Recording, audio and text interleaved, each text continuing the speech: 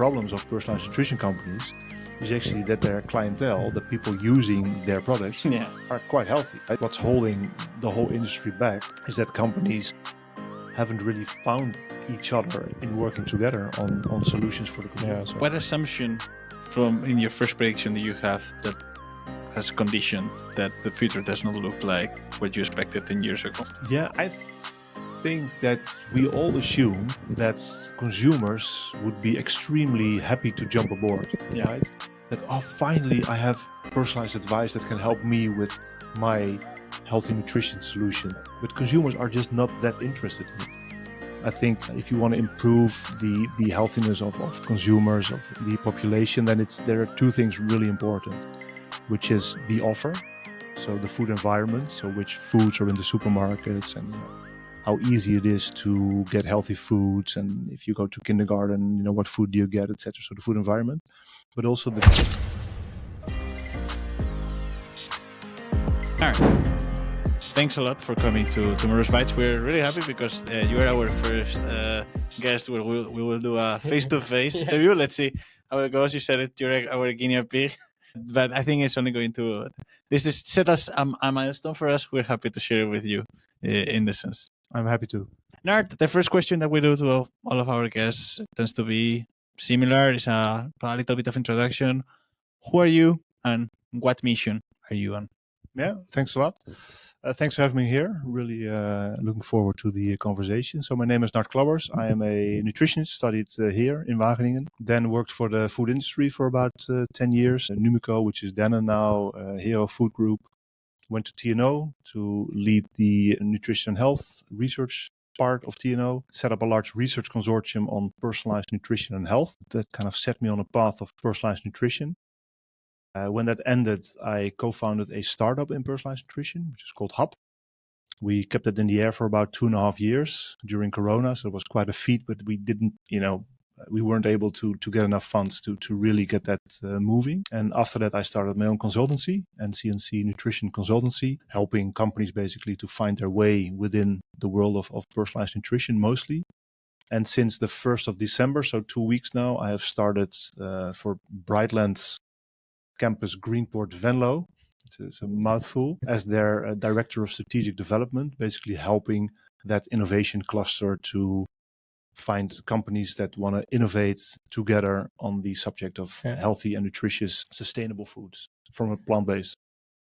And in this journey that has quite some stops, what is the thing that motivates you, makes you move on? So I was getting to the vision and the call. So what I like working on is improving the food system, basically. And I think if you want to improve the healthiness of consumers, of the population, then there are two things really important, which is the offer, so the food environment, so which foods are in the supermarkets, and how easy it is to get healthy foods, and if you go to kindergarten, what food do you get, etc. So the food environment, but also the choices that you want to make as a consumer. So for me, the last 10 years or so, it's all been about personalized nutrition, which was basically about empowering the consumer.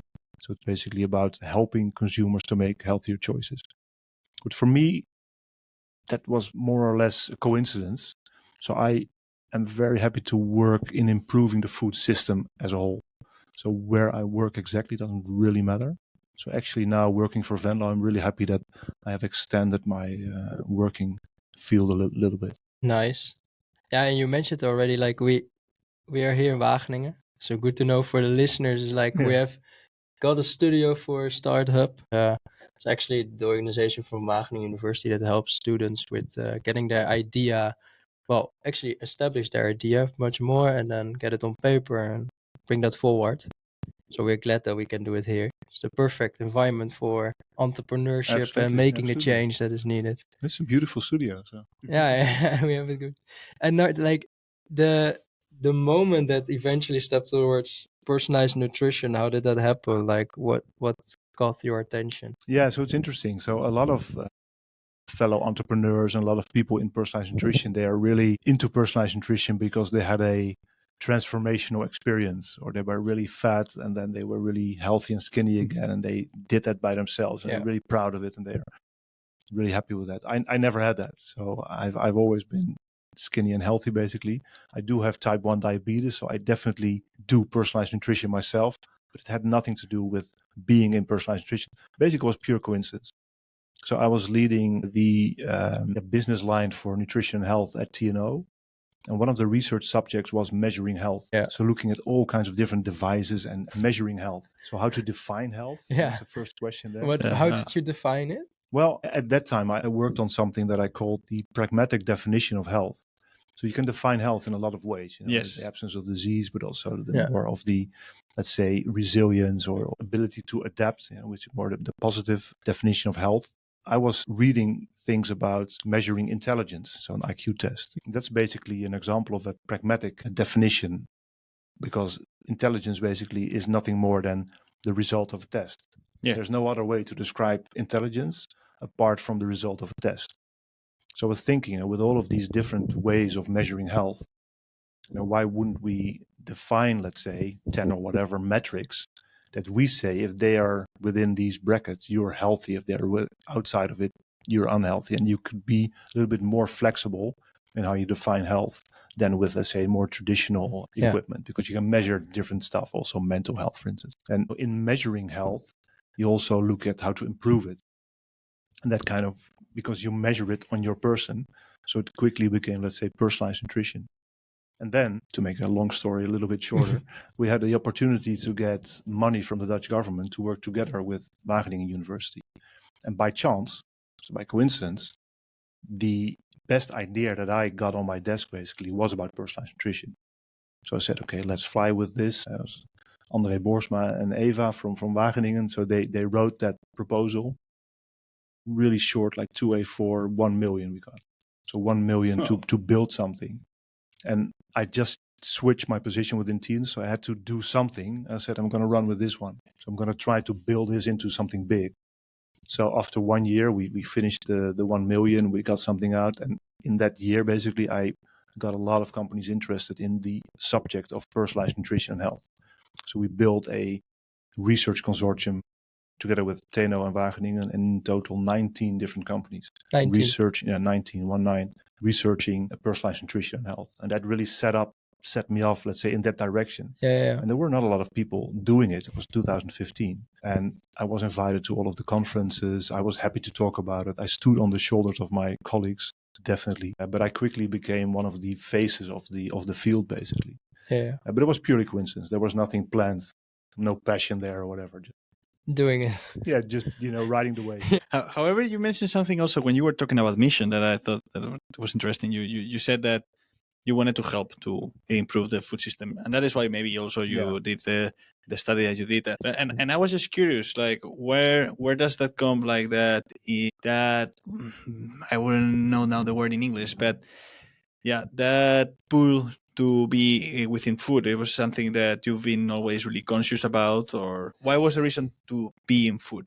Yeah, I remember that quite clearly, why I chose to study human nutrition in Wageningen, because I was very broadly interested. I was actually thinking about doing physics or doing psychology, and food is something I thought it has everything. A bit of chemistry, a bit of biology, a bit of psychology, a bit of sociology, so it's very broad. I thought everyone eats every day, at least almost everywhere in the world. Everyone eats. It's so important. It's vital to everyone in the world. It's vital to the economy. There must be something interesting to do in human nutrition. So I really like the breadth of the field, basically. So that's why I started. And I've always had really interesting jobs from my graduation, basically. So I never regretted it. We will dive into personalized nutrition now with you, because that's where you said you build up your phase in that field. For me, it's more also to understand, what does really personalized nutrition for you mean? Is it just like supplement the part that you're missing, or, like defining completely your biomarkers for certain foods and skip out certain foods? How do you define personalized nutrition? Yeah, so it's a very good question, actually. It's not very easy to answer. We actually, with Food Valley NL, we wrote a position paper on personalized nutrition 2021 with the aim of defining personalized nutrition. So what is personalized nutrition? So we've made a very long definition there of what personalized nutrition actually is, but it's so long that it's hardly used. It wasn't really picked up very well, I must say. But basically it is all of the above. I think it has, and that's also the problem with personalized nutrition, but I think it should always have something to do with individual specific information that helps that individual reach their goal. If I want to make it really short, that would be for me definition. I mean, the definition is much longer and says that personalized nutrition, it could be a service or a product. It's actually most of the time it's a service, not a product. It should be science-based, that it should be measurable, etc., etc. But I think, having individual specific information and helping someone reach their personal goal, I think that's the crux of personalization. And I say personalization, not personalized nutrition, because I think it goes much broader than just personalized nutrition. What is the ultimate goal of like personalized nutrition? Because is it like extending life to the best, or what is it like? Yes. Living life to the... He's talking all the time about the people with different goals, and that is something that I was actually thinking, that of course there must be goals like maybe you want to lose weight, or maybe you want to know, but in the end there shall be like at least a normal goal of nutrition, or like the one that applies to most of people. Yeah, so I think for me what's most important in personalized nutrition is that it puts the control in the hands of consumers, to empower consumers. I think that for me is the most important thing in personalized nutrition. Then indeed, the consumers themselves should articulate their goal, right? And I think a lot of personalized nutrition companies have made the mistake to assume that health is what their consumers want. Yeah. Right? So just making something, a nice algorithm with measurements for health, this is what you want, this is what you're going to buy. Yeah. But then they realize that health for a lot of people is not, I mean, that people say it's important, but it's not that important for people. No. People do a lot of things that are unhealthy, knowingly, right? And, letting people pay for their health if they're not ill is quite hard. I think a lot of companies have misjudged the willingness of people to pay for health. Yeah, for instance, like for myself, I have here an Oura ring, right? Yeah. So I measure my health. Yeah. But I'm healthy. Yeah. I don't constantly look at it. No. So what do you do with the data that comes out of it? So I could do way more with this data. Yeah. Yeah. I'm already thinking like, what do I do? Yeah, I should use it next year much better than I do it now. Yeah. Yeah, but you won't unless you have a specific goal. Exactly. So for instance, for me, it was starting with sleep to improve my sleep, right? So I needed to have something measured. I didn't want to have an Apple Watch or like anything that could be distracted by it. Yeah. So I found this option. So this is a perfect example of like these particular elements that found it. Okay. Yeah. No, so for me, for instance, I'm an avid cyclist, so I do mountain bike competition. So on my mountain bikes, I have all of the sensors that help me to track my performance, so power meters, etc. And I really use that, very precisely to measure my progress, to measure my training, because I have a specific goal, because I want to win races. So it's really a specific goal that I use that information, that data for. Also with my diabetes, I've got the app that tracks my glucose all the time. I use that because I have to, because otherwise, I'm detrimental for my health. So if you have a very specific goal, then you will use that information.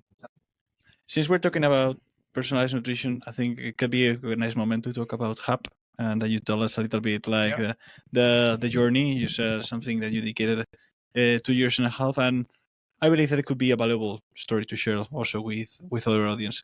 How did the idea of HAP started, and what was the start of the journey basically? Yeah, so I was approached by an entrepreneur who was building a food app basically to help people choose their meal for the evening. So to help customers solve that pain basically of what am I going to cook this evening. So I was discussing with him that if he was going to give people advice on what to cook, and it would be good also to take things like health and also perhaps sustainability into account, right? Not only what usually not only a crave, no? Yeah, and not only like price, taste, convenience, which is always the most important if you buy food, but also health and sustainability. And then if you really want to make yourself valuable as an app, as a solution, then also make that personalized. So that kind of changed the way that the company thought about their added value, etc. And the idea was to really make a platform and to help customers with all of their touch points with food, basically. So if they go to their local restaurant, to have their local restaurant help them with the food that they like, they need, and they can afford, and they want, etc. If you go to the local supermarket, then you would have the app, help you to find what you need. If you shop online, if you go to the gym, etc. So really having a digital butler, as we call it, to help you with those food decisions, to make them personalized, to make them specific for each individual. What were the milestones that you achieved in these 2 years? That was the grand idea, basically. Yeah. And the idea pitched quite well. We had ideas also on how to monetize the data streams that would come from all of these interactions, etc. The problem was that it would take a long time to actually build it. After, let's say, a few months, we kind of realized that we were not going to find the funding, like the 10, 20 million, whatever, that we needed to really build it, to really make it big from the get-go. So then the milestones kind of switched from building this platform and also building the technology for the platform to going a level down, basically, and building smaller, let's say, smaller companies or smaller hubs leading into... Yeah, let's go start with the smaller features, and then try to integrate and then to integrate it into a bigger platform. Yeah. So then we worked on, that was probably not the best idea, so we worked on different features. So we worked on more medical nutrition with the University Hospital in Den Bosch, on helping children with obesity via an app to show their parents what those children could eat. We also had a working prototype for a personalized meal box together with a retailer. So we were working on let's say, different startups in its own right. Yeah, and that spread us too thin, basically. And also we didn't have our own tech team. So we also always had to outsource our technology. Okay. It was extremely expensive, and also, it didn't help us in building up the knowledge that we needed. And then we had some problems within the management where the co-founder, who was not really active in the company anymore, really had quite a lot of shares. So it was really difficult for investors to invest because they would also invest in him, but he was kind of out. So it ended a bit bad. But I think the original idea was good. But then going one level lower made it really difficult to execute the original idea. And I think we probably should have stuck with one of the smaller ideas. Yeah. Try to grow that and then try to make that into a successful startup. But I have to say that I don't know, I'm fascinated by the ambitious approach of trying to build the ecosystem your own self in one app. I mean, of course, as you said, it was something probably too difficult, but at the same time, it's like you were ready to start to say, okay, we need like something that helps you with going to the supermarket and something that already tackles this problem. I think that I'm fascinated by the thing that you decided to take the challenge. Yeah. Seriously, seems like really like. No, absolutely. I must say that the original founder was also just like I am, really positive and really things will be okay, right? A really positive mindset. You definitely need that for a startup as well. But I mean, looking back, it's always easy. So yeah. So from the start, like whenever you went separate with all the features and you did a lot from there, but what is like one lesson that you really take out from there that you still use in your consultant work, right? Yeah, absolutely. To really take the consumer much more seriously. And in the consumer, because you have different features targeting different consumers. Yeah, absolutely. So that was one of the problems, right? So who are you going to talk to? Okay.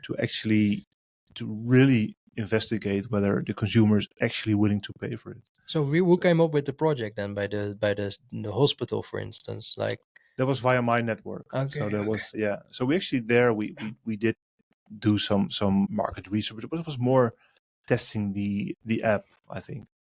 So, but I mean, I think so taking your consumer really seriously, really asking them, or future possible consumers, asking them what they would actually do, what they would actually pay, etc. Let them test it, really test. But also, and that's something that I'm now really, trying to focus on also with clients I help. So what's your business model? So who is exactly going to pay for what? Mm-hmm. Because that has always been, let's say, a discussion point within our startup. So what's the actual, which euro is going where, with which click, who is going to pay what? And we were challenged on that quite a few times, and we always had an answer, but I never felt it was Where there are really different express. answers for different features, probably. Yeah, indeed. And I mean, the idea that, if you have a lot of information on what people buy, for instance, then potentially it's very valuable. But to whom are you going to sell that information of, hey, I know that this guy is going to be eating potatoes and peppers in 2 days, right? It is valuable information, but you need a lot of companies, or you need a lot of that data, and a very smart way of interacting with people that use that data, for instance, buyers of peppers, to make that data into value. And that's also something we didn't really crack that. And that communication of using the data to, because in the end you get the data from consumers, and this goes then to a third party that is interested in it. Would be into our platform. Exactly. And then So it's like third party. You have maybe multiple. So like the consumer pays for the platform probably to use it to gather the data from their part, and then that data could then even be sold. So how is it in the privacy model? Like, is it possible, like always, with using the data for it is definitely possible. So technologically, it is possible. We haven't built anything, but my former colleagues at TNO have built systems where that is absolutely possible. So also that's also one of the things I really believe in, is that the consumer should own their own data. So there are definitely, let's say, IT solutions that enable consumers to own their data and enables them to decide who to share their data with and then monetize. And then they can choose, like, I want to share my age, or this I don't want to share from my side. And it's still really relevant because now you have all of the medical data digitized, right? Yeah. So all of our medical records are somewhere digitized. Yes. We should be able to access them, etc. And it's really valuable, I think, for us to be able to decide, okay, my doctor, he can see anything, but my insurance company, for instance, not. Or the app that I'm using to give me personalized nutritional advice or whatever, they can only see this part and not that part, right? So I think that's really valuable also. Because this is the same concept with cookies, right? For websites, they can see where you click on, where you press on, and that's for a lot of websites the income stream. Yeah, absolutely. That's to be sold to a third party. Yeah, but I mean, it is something that we had, let's say, on paper. Also, our thoughts about informed consent, for instance. So that was one of the things I was quite proud of, that we had really thought out quite well how to do informed consent. So to really explain what we're going to do with the data, with which data, and how we're going to use it. But we never really put it into practice, because the only really market solution we ever trialed was the meal box, basically. So a box filled with ingredients to make a recipe. And that wasn't that heavy on privacy. So. No. I'm just wondering, imagine that you wake up tomorrow and appears like a new version of your co-founder with the same idea as Hub. Like, how would you approach it? Like, if you had like the chance to start a second time with it, how would you approach it this time? I think, I definitely thought about it. I mean, I would probably still do it given the same circumstances. But I think I would, because I was chief science officer, and I took that role seriously from the scientific part. I think in a new version of me, I would definitely take on more responsibilities and also really be clearer about what I believe in and what I don't believe in, and not only limit myself to the nutritional science part. Because I mean, we're all smart people who can all think, I think that is something I think that I should do, that I would do differently. And then I am wondering, since not being limited by my title. Indeed. I know what you mean. Yeah, like in the end, for certain matters, I believe that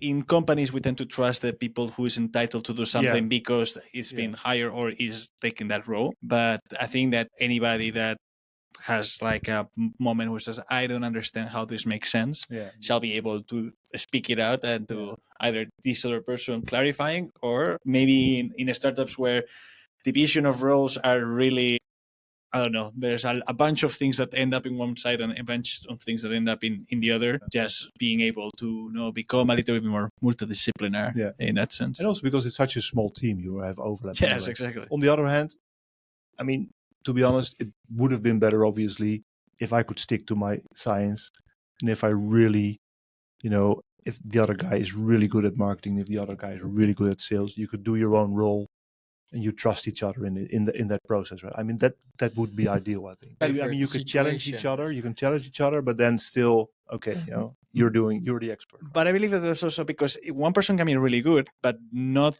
really combine with your 100% vision of how the marketing shall be, for example. Yeah. No? No, so you like you could say like, I completely trust this person, but at the same time, maybe like they have ideas. Yeah, I'm not sure if I would do it that way. Not because you don't trust it, but because you have also a different perspective. It wasn't about the trust in the person, but more the trust in his ideas or something. Yeah. What I'm also saying is that, I wouldn't also want them to, constantly question my thoughts on nutrition, right? But then I think it's not only a matter of trust, it's not a matter of aligned visions, yeah, no? Like absolutely. Yeah, because you can completely trust them in that they really being professional, like super the best in their job, but at the same time, that trust has also to come with the trust that you see the things the same way, no? And how they shall be executed. Absolutely. I mean, it's still, with any startup, it's about the team.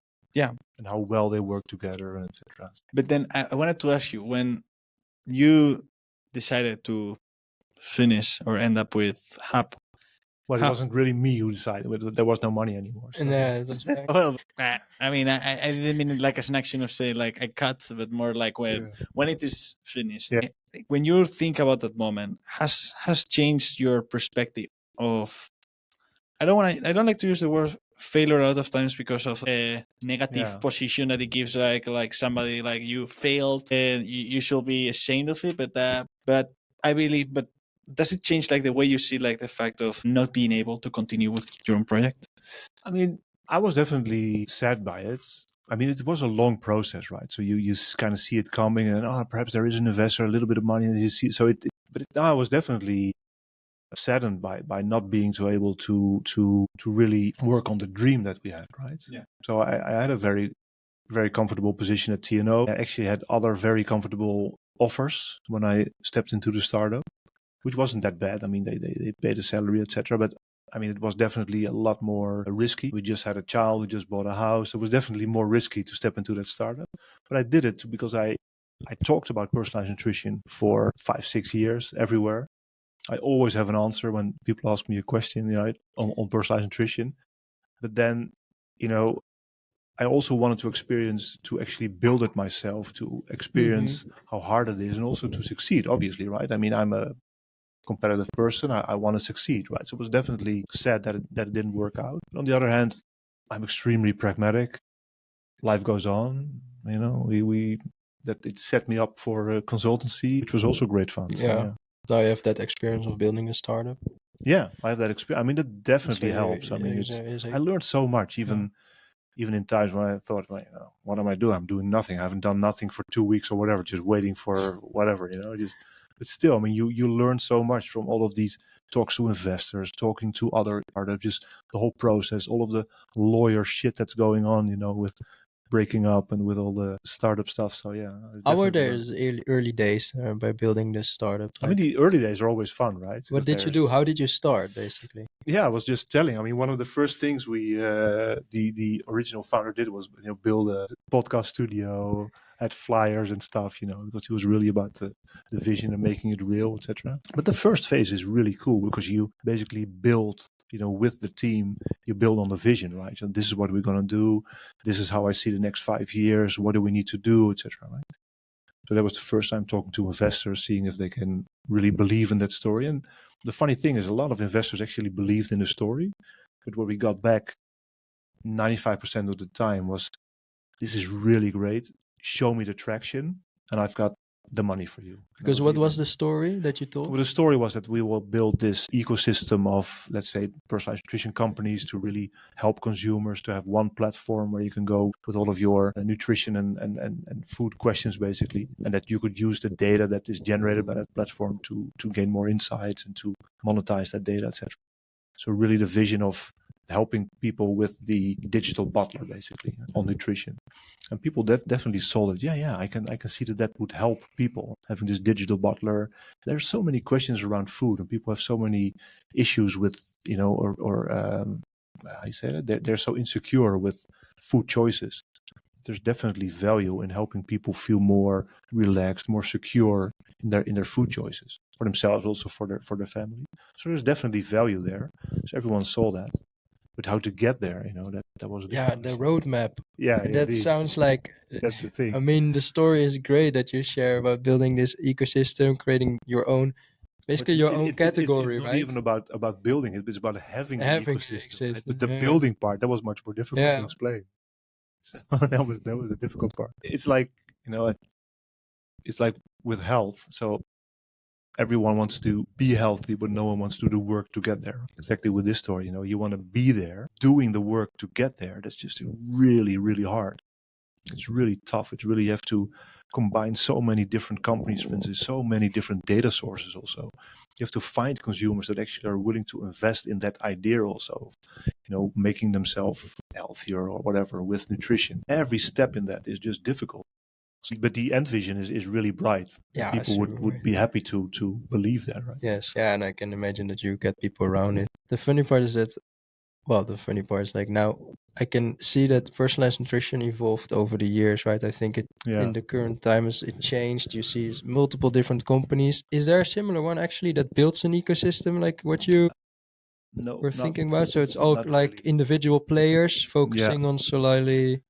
Yeah, I mean, you do see some consolidation in the market. For instance, the Aura Ring has recently. Yeah, so they acquire other companies. Yeah, they acquire other companies, and they have more data, and they combine this, for instance, with a supplement company, so you can have one ecosystem. But it's still small, and I think it is one of the big reasons that's holding back that, let's say, personalized nutrition ecosystem, the personalized nutrition field, is that companies are trying to solve the pains and questions of consumers one by one, basically, instead of joining forces. Yeah, so everyone wants to own the data. Yeah. That is one of the things. And every company thinks that their solution is really valuable and really interesting. Yeah. Whereas there is not one single company that's going to be really very valuable for. Don't you think that if this goes on and on and on, that actual consumers are losing their trust in personalized nutrition? Yeah, losing their trust or just not beginning with it. No, exactly, because it's like a messed up. It's like a lot of choices. Yeah, there's a lot of choices. And it is currently already there. Yeah, so I actually gave a presentation recently on the future of personalized nutrition, where I say that there are two really big challenges in personalized nutrition. And one is, out of the, let's say, 1,000 or whatever, 10,000 different personalized nutrition companies out there, for your specific goal, which are, let's say, the 5 companies out of those 10,000 that will give you the 95% answer to your goal, to your question, right? So which are they? So how can you find those? That's one really big problem. So you can perhaps solve that, but that's one problem. So you've got the 5 companies. And the next problem is, how do you get those 5 companies to work together? So which business model can you find to get those 5 companies to actually work together? Because if they don't work together, you still have to download 5 apps, make chocolate out of all of the different data points, you do it yourself, etc. So those are, I think, the 2 big challenges. And the funny thing is now with ChatGPT, that actually ChatGPT can help you with both questions, because it knows all of the companies basically. Yeah. If you give it the right prompts, then it can look at, let's say, the criteria.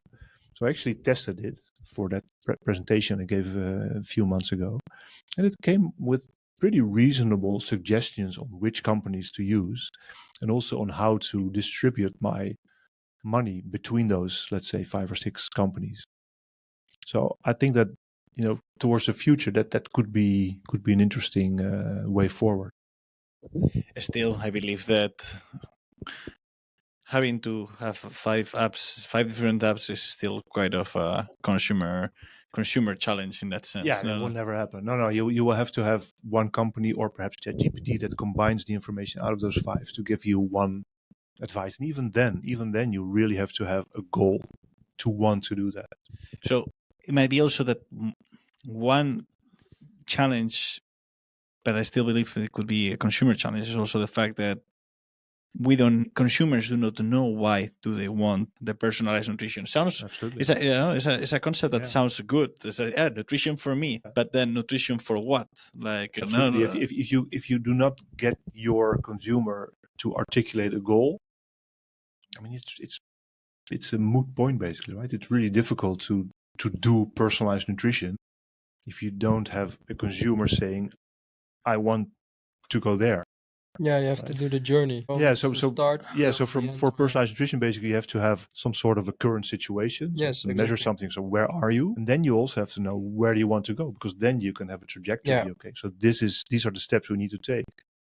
And if you miss one of those, then then it's really difficult to get the consumer to do anything. I was just thinking that maybe already happened to you when you were in Hub as well, that I struggle to imagine. No, I don't struggle really. To imagine what is the persona that fits with the personalized nutrition, because it's a matter that definitely I believe personalized nutrition would like to apply to everybody, but definitely not everybody is going to be, at least in the beginning, interested in it, but needs to be marketed to a specific target of consumers just to start.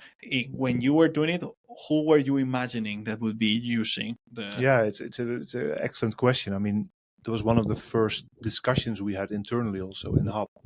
So who is the target consumer? And basically the idea at that time was, okay, basically our consumer is anyone who shops for food, right? So all 5 million people. So that was like the total addressable market is huge, right? Yeah.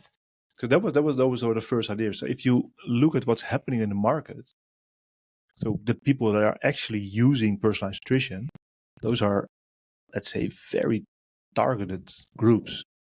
So, for instance, there are personalized nutrition companies that focus on athletes or focus on people with type 2 diabetes or busy CEOs with a lot of money that want to be high performers. So those are, let's say, the But still, you have like an example, like one of the biggest, like Zoe. Yeah. I have the feeling that they target everyone. Yeah, that's also an example of a company that's quite broad indeed, targeting quite a broad audience. But I believe that every company in the final goal, they want to target everyone in essence, and they would like everybody to become their target consumer. At some point, even personalized nutrition, probably they would like to educate consumers in a way that everybody is interested, so they would end up. I believe that could happen, but in the end, the people it's because I'm just thinking. It happens to me when I talk about the podcast to the people, and I tell them that the podcast is for people who is in the food industry, and I tell them it's quite niche, and it's like, well, the food industry is not niche. How many people belongs to the food industry? How many people is interested in food? It's like, yeah, okay,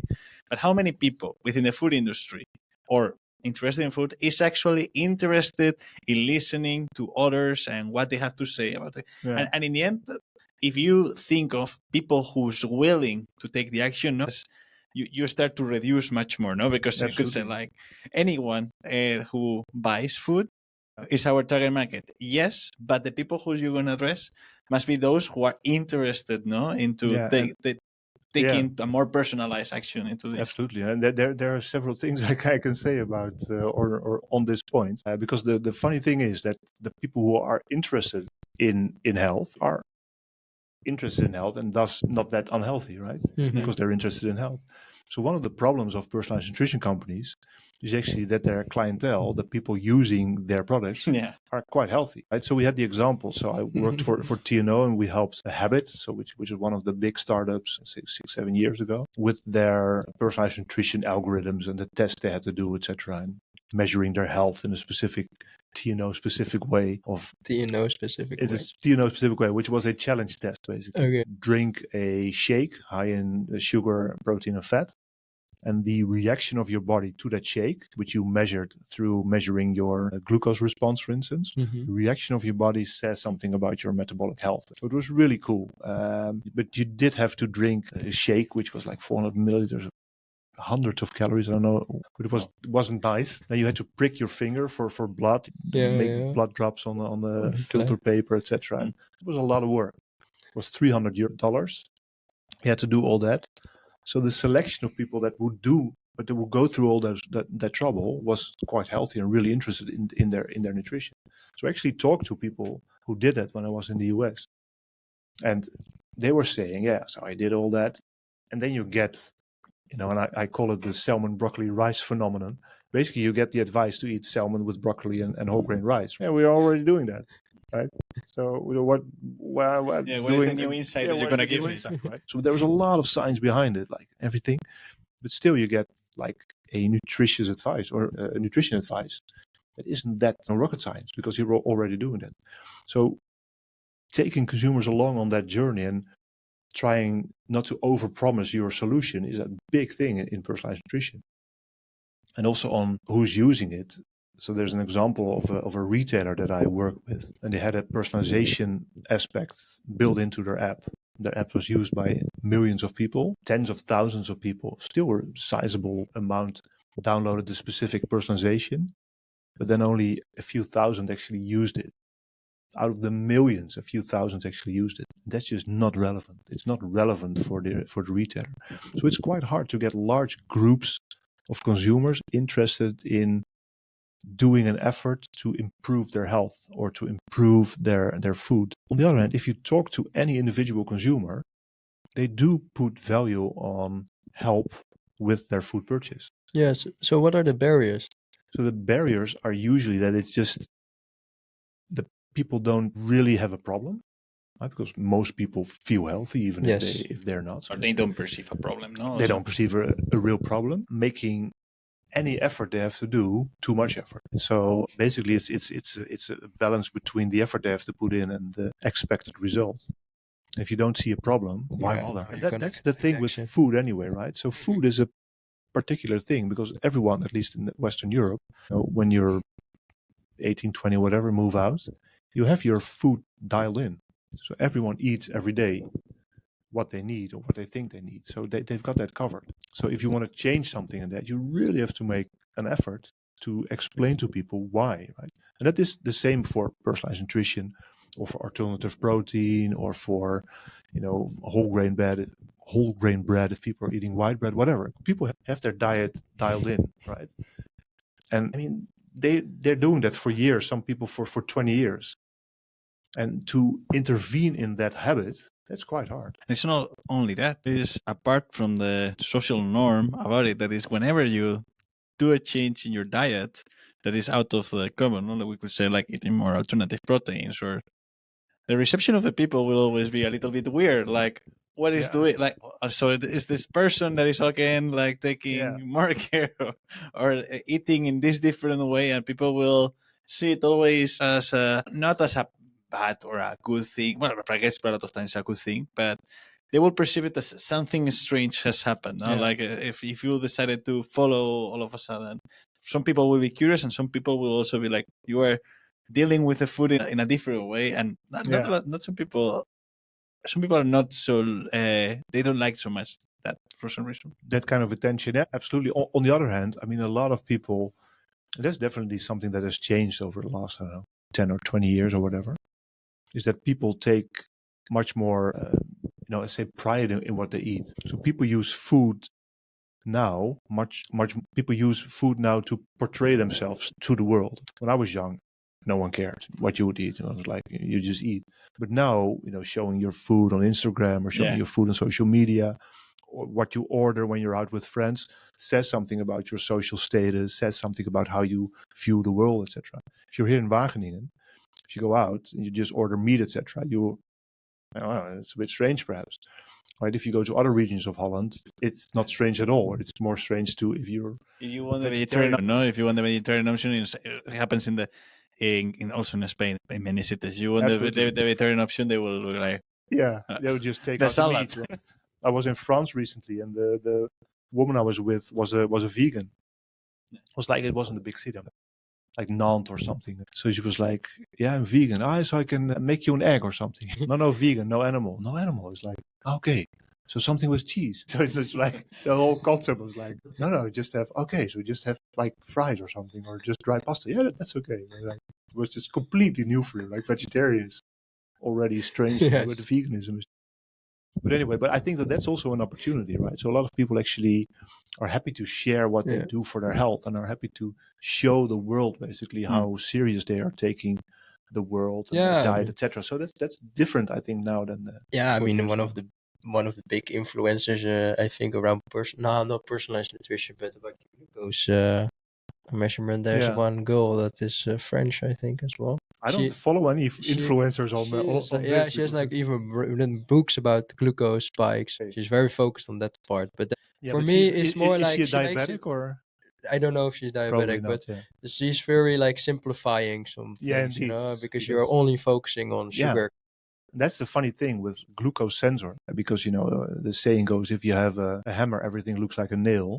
Yeah. So if you have a glucose sensor, then all of a sudden the glucose response becomes really important, Yes. as if there is nothing else, Yes. In food but the glucose response, Yes. which is bullshit. I mean, if Yeah. you just eat nuts, you don't get any glucose response, which is not the healthiest diet. Not so long ago, I read a comment in a post of LinkedIn that also got me thinking. It is the fact that sometimes we tend to think about food more in matter of nutrients than in matter of food. And I really, It's true, right? Like if you look at what the supermarket offers, you have now full shelves of protein-rich products. Like protein is not the only yeah, thing you should Yeah. focus on, but it Indeed. sells because people are they want to simplify. I mean, that's a human thing, right? But- We want to have simplified information because Yeah. we're constantly bombed with. that is how everything. actually also the personalized nutrition, some companies have taken that way, it's Yeah, like yeah. more into you need these supplements in order to be healthier, but they are not telling you what are the ways that you could change your diet in order to also stay in a healthy way. And in my opinion, that would be more valuable. Maybe there's people that just prefer to have the supplements, and that's also fine. But I think that for me, it really made me think like, okay, yeah, it's true. We don't need to only focus on, walnuts. They're really good on omega-3 or something like that. But Yeah. they were like, walnuts are a good thing to incorporate in my diet because it has so many reasons. But not only check the products just in matters of the nutrients that come in it, no? Yeah. No, I mean, looking at food in a reductionistic way, right? So trying to Yeah. describe everything that's in it, etc. That reducing food to things you can measure, basically. And that's not the whole story about food, obviously, No. right? Because you can't measure everything. And also, if you measure everything that you know, you still have to be really humble, I think, in what you can predict that it will do Yes. to your health. So that's also for me with personalized nutrition. A lot of companies put a lot of emphasis on what they can measure in you, right? So they measure your DNA and your blood, etc. And they put a lot of effort in giving you the best possible advice. And then, it's like, okay, we've given you the advice, you pay us. That's, the most part of our offer to you. And then perhaps we'll follow up a little bit on how it was, etc. But for me, actually, I think for personalized nutrition companies, the part from the first advice to, the months after, that's the most important part, because that's the part where you, I think, as a company should check what your product or your advice actually does to people, measuring what it actually does, and try to improve on that advice. Because food and health and nutrition is not an exact science.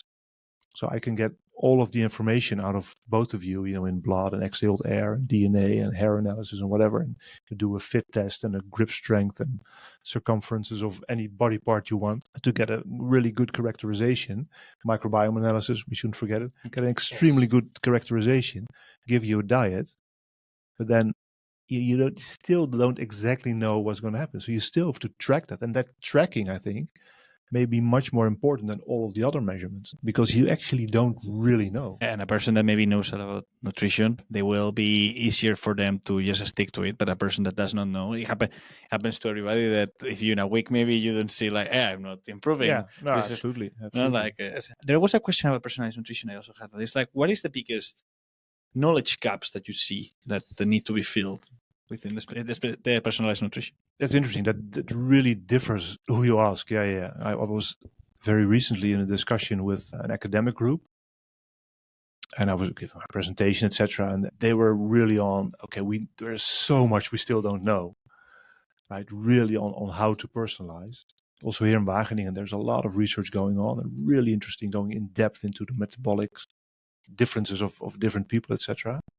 For me, actually, so there's a lot unknown there. But for me, actually, that's not the most, for me, it's not the most, let's say, pressing issue if we want to make personalized nutrition big. Because I think a lot of the knowledge that's lacking is more on which information do you need to extract from people to be able to motivate them to change their behavior. Because that is, in the end, what's holding back the effect of personalized nutrition, which should be to make the society and people healthier. And that's not about, going to the last 1 or 2% of, the quality of the advice, but more on getting the follow-up of the advice from, 5% to 10%, right?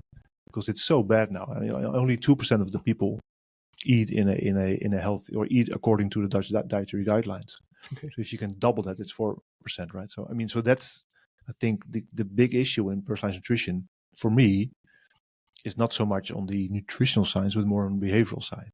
But I am, let's say, looking at it that way because probably I don't really know enough of both fields, and I look at it through, let's say, a more commercial lens of Yes, you're biased to personalization. it as well. Yeah. But anyway, that's why we're asking him. Yeah, That's good. I can only give my answer, but I also wanted, Yeah, I wonder what is like then. So I have actually two questions. They are different, but what will be setting a successful company apart from the rest in personalized nutrition? Is it the data quality? Like where do they get it, or the amount of data, because that runs on the models, right? So, or is it what you say, like how they are actively going to change the behavior on the later steps?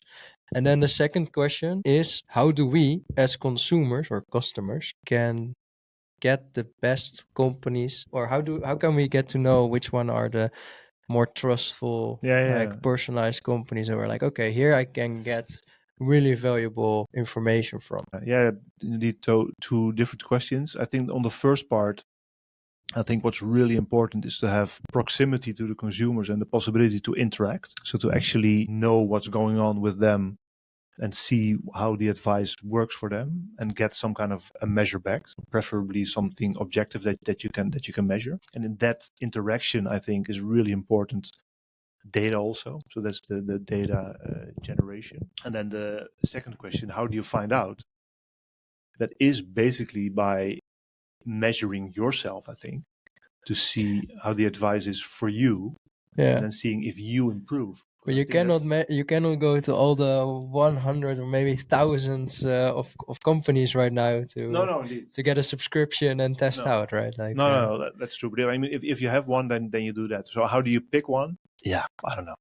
That's super hard, right? Yeah, it's almost impossible, right? I mean, I wouldn't know. I would. Yeah. What I did because the part of like what you said. So success defines or maybe the data, how they are interact. You could get it out, but we cannot find out how they gather their data, how they, because that's not openly shared. No, it's basically by which apple is the nicest tasting one. You have to taste them all, right? Yeah. Or you can look at reviews of. The testimonials are also made. Yeah. So it's like.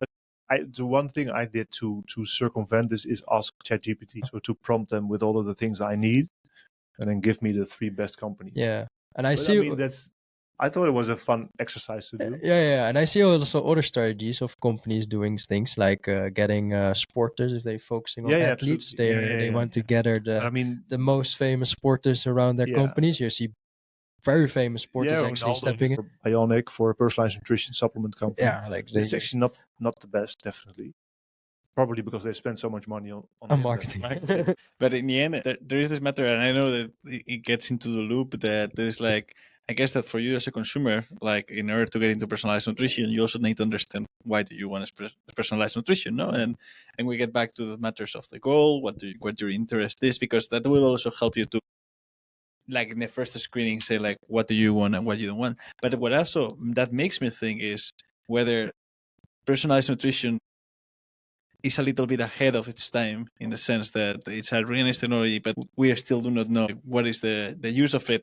With that, I can come up with many things that appear that sound great, but the people are still like, okay, but what is going to be the outcome of me using this? And maybe it's just a matter of time. I also, in this sense, I wanted to ask you, like, what do you expect for the future? I'm notoriously bad at predicting the future, because I'm quite ashamed of my future predictions from 10 years ago or something. Because I thought in 10 years probably a lot has changed.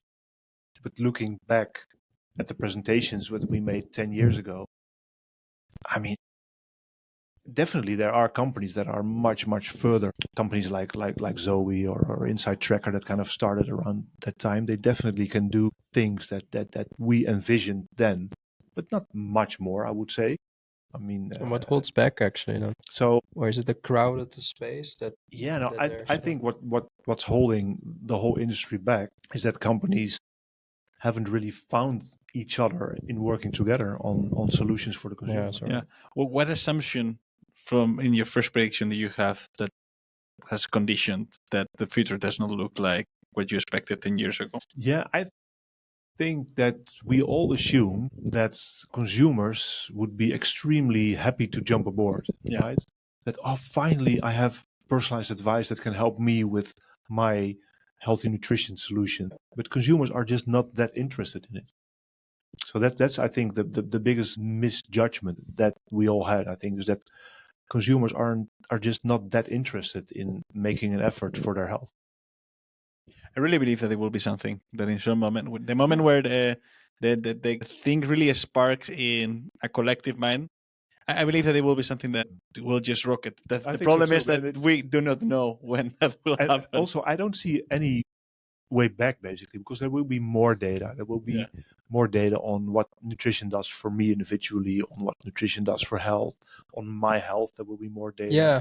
It will be easier for people to use that data. It will be easier to collect that data and do something with it. It will definitely change, I think, the way we look at health and we look at food purchase, etc. But it does take a lot more time than I thought.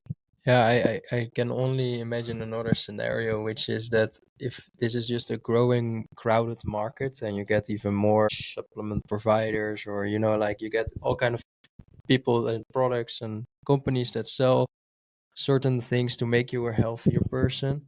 I don't know if people are very getting more openly and searching for the solutions, or are more going, because I think you get a split of two directions. People that say like, oh, I just go for whole foods diets and Yeah. that is my direction, go to nature, how it was in the back, like don't think too much about technology. Yeah.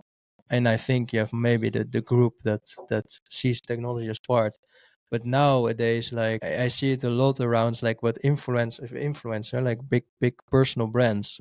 The easiest way for them to monetize all stuff is like selling supplements and, Yeah, no, going that absolutely, field. absolutely, yeah. And we see now more and more here in the Netherlands that these influencers get exposed because they really don't care about what they are selling. No. And they actually, the thing is that they don't have in mind is that they are entering an evolving category, and because of their commitments and that they lose trust, it affects all the others as Yeah, well. absolutely. Yeah. I think one of the big risks of personalized nutrition as a market is also overhyped, basically, to have Everyone's a inflation share. of all of the claims.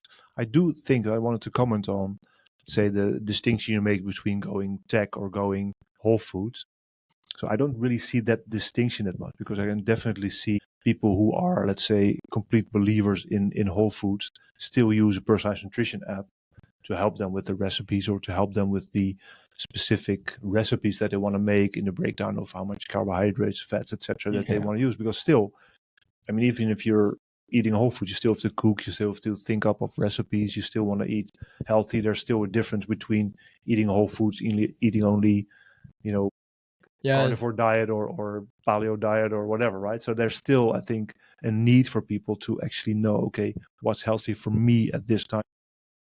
Yeah, no, it is more like it's not necessarily whole foods. I think maybe the not laziness, but like you're just done with all the crowdiness of what you hear in the tech space. Yeah, no, absolutely. I also believe that people can fear health, getting into their diet in the sense of not because they don't want to be healthy, but because they also enjoy that. I believe that maybe if personalized nutrition also takes that into account, in a sense, like I am in my knees, of course I want to be healthy, but I don't want to say no to going for beers, or I don't want to say no. And if you talk with nutritionists, or many of them, they will tell you, yeah, I mean, as long as you have like in general good nutrition, it's not bad that you do these things from time to time or anything. I believe that as long as also the people knows that they eat a healthier stuff, as long as they know that they can still eat certain unhealthy stuffs without compromising their whole diet by choosing personalized nutrition, I think that is something that the consumers really need to also understand before like really jumping into something, because then they imagine that they will be only allowed to eat broccoli. With the salmon. Yeah, exactly. No, exactly. That's been. I mean, I've had that slide for years in my slide deck as well. I mean, no one's interested in an app that's telling you, exactly what to do or what not to do, right? Yeah. So you would want your personalized nutrition advice to be like your butler, right? So your butler knows that on Friday evening you want to go out with your friends and have fried chicken and beers. So in the morning on Saturday he will give you something to kind of balance that, right? And that, I think, has a value for consumers. It has very little value to explain to you Friday evening the value of fiber for your gut-brain axis, right? I mean, that's something you do on a Tuesday morning, perhaps, when you choose your breakfast. So that's really important to kind of align with the needs of an individual, indeed. So, yeah. I think, no? So, Nard, there's always this ending of the podcast. Well, we come to a closing of the podcast. But there's a moment that our guest gets the opportunity to ask a question to us, because we have fired a lot of questions to you. And we like to be challenged. Very good. So I should now ask a challenging question. Oh, you're going to ask a challenging question. No, I think what I would be interested in is what kind of, I mean, you've already talked about your ring now, basically. So what's the data that you're using now that you were not using 5 years ago for your health or for anything else, actually personal data? And what do you think will change in 5 years? So using individual specific data for anything. So individual specific data. What didn't you use 5 years ago that you use now?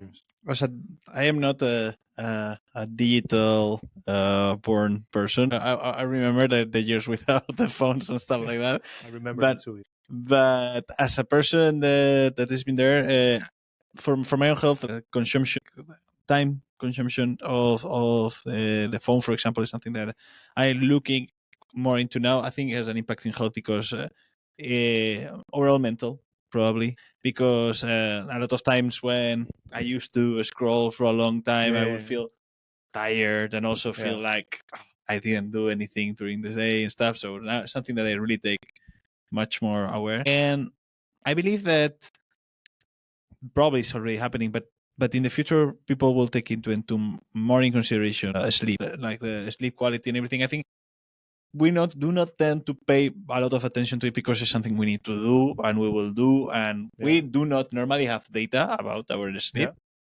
And we only know like when we woke up, like when we go to sleep and when we wake up. And if you wake up in the middle, sometimes you don't really. A lot of people do right now does not have access to this data because they don't have like maybe the ring or they have like those things. But I believe that is something that they will for sure grow. I think it's interesting what you mentioned with mental health, because I think that there's a lot of developments also in the app space, but also a lot of attention to people's mental health. And I think that's also going to be really interesting, really, really big segment of the market also. Yeah, I'm definitely. You know that you brought now something up that I think could, I don't know how far personalized nutrition and these things can grow, because for me, I'm now tracking sleep. I track stress. Like what else can our ring do? Heartbeat, heart rate, HRV. Heart rate variability. Variability. So those things I'm now tracking. I didn't do that in the past. How long did you use it for now? Now from February onwards is a year. It's almost a year. But what I also have in my mind is like, now I know every year, and I will probably hold this for 2 years, and then I know my baseline, basically. So I know when I will have a terrible sleep. I know when I have a good HRV, how I can improve that. What kind of thing. So for me, it's like, so I have already in my mind, it's like, okay, I can know the baseline. Don't have to measure this on a constant basis. Is that not one of the things that is also holding the whole perspective back from personalized nutrition, because people are going to think like, okay, now I know my basic diet and the figures that I know that people are very enthusiastic picking it up, and then after a few months, so maybe in 5 years I will not even track anything. Or you'll be trying the new thing, right? That's but I'm also not the person that is going to go deeply into one minor thing on knowing my omega-3. I don't know if that I need it right now, because it also depends on your goals. I mean, if you're like perhaps in 3 years you want to run a marathon or something, then it gets really important to sleep well and train well, and then it becomes more important to acquire a certain tool to help you with that task. No, I think that is indeed the case. Yeah, but the thing is, I just don't know. it has to be a matter of when people understand like what that they're missing. Like in my case, was like, yeah, I noticed that I was losing a lot of phone, and I was like, okay, how do I put barriers? And I checked, like, I started controlling much more, like how many hours and stuff like that. And if you notice that something is not going well with you, at least that you have the access to, it's really important that you are able to collect the data, because sometimes you might be misjudging and you say, I know it's completely fine, there must be something else. But it can also let you, okay, so now that I know this, what decision? No, you're trying to collect data to have a baseline, and then you will be able to judge much better, like certain situations in your life. So I believe that if people understand that is the use that you shall have for all these data collection apps, then you can do it. But moving to the last question that we do to all of our guests, save the easiest for the end. Nard, what is your favorite food or dish? Yeah, well, every answer in personalized nutrition or in nutrition, sorry, should start with it depends. But today, it depends. 6 something. Yeah, so I haven't had dinner yet. No, my favorite foods. Yeah, there are so many, but I definitely, to just show that I'm only human. I definitely like licorice. As a Dutch guy. It's the second guest. You hate it or you love it. That's one thing. So that's definitely one of my go-to candy is licorice. Yeah. They say they hate it. Is either you hate it or you love it. I am quite indifferent to it. I'm like, yeah, I can have it. Yeah. Yeah, but I mean, with which there are like 100 kinds, right? No, it's a combination that makes the magic. You're a real connoisseur, and you know how to combine the flavor. So that's the thing. Well, Nard, thanks a lot for giving us the chance to have this conversation in person with you. I think we enjoyed a lot.